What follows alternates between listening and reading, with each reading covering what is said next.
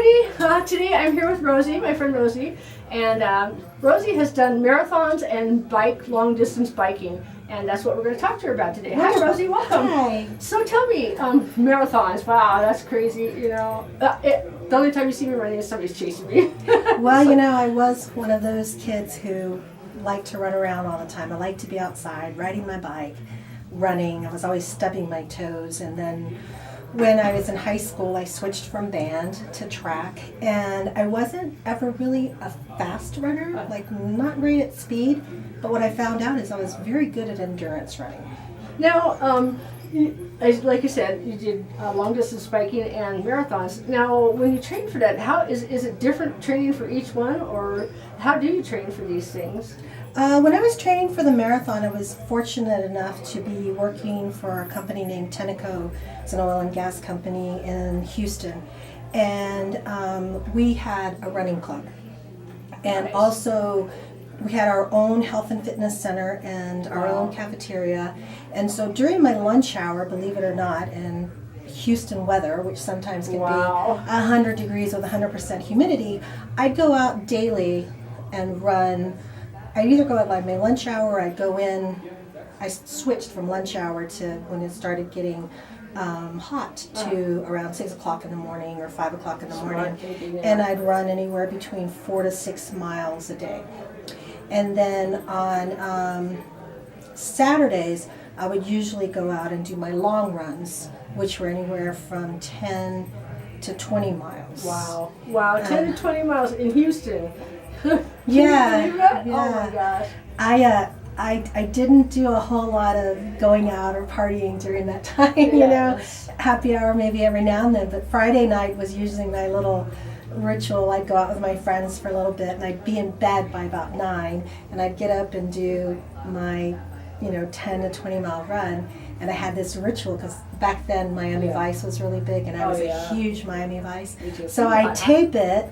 I'd go out and I'd do my run. At that time, you taped on VHS, Yeah. right? I'd go out and I'd do my run on Saturday morning. I'd come home. I'd take my shower, get my bowl of cereal or whatever I was going to eat for breakfast, and settle in, watch Miami Vice, and then take a little nap. And then on Sunday, I would usually go out and do not as intense of a run, but just like a mild run or walk, just so that my legs would not get so cramped up, and to remove some of those toxins. So now on the biking, what was the difference between biking and running? The biking, it was a lot different for me, and I was very, very much a novice when it comes to that.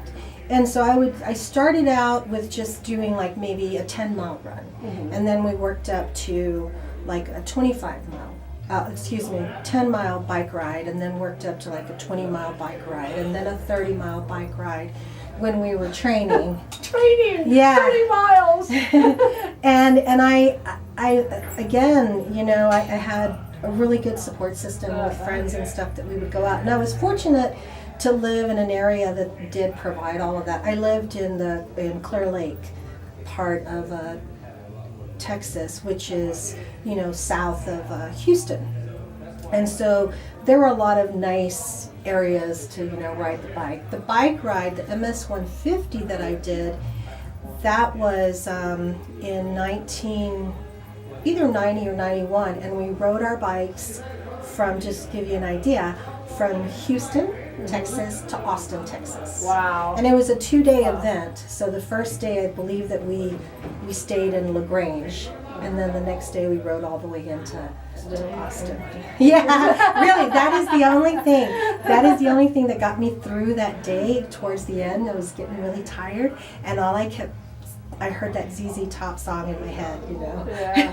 Wow. So that was really fun. Now the marathon I ran in 1985. I was just 2 months before my 25th birthday, and I ran it in 4 hours and 5 seconds. Wow, that's amazing. That's amazing. And that was your first one? That was my very first one. Wow, congratulations. Thank you. That's impressive. Thank you.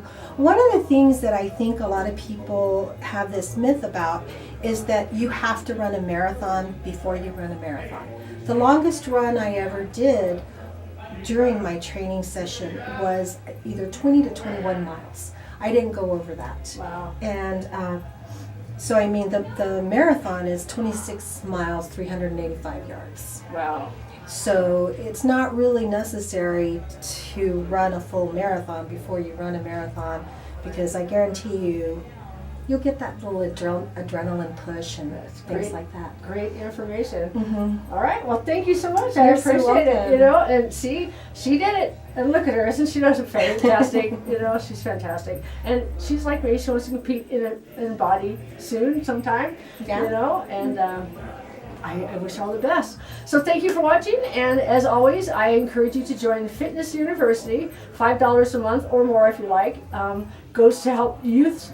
It gets an app for youth to get all their fitness information, health, workouts, all kinds of good stuff, because there's just not enough help for children. And you can get good information, vlogs, videos like this one. Thank you for watching, and we'll see you next time. Thank you.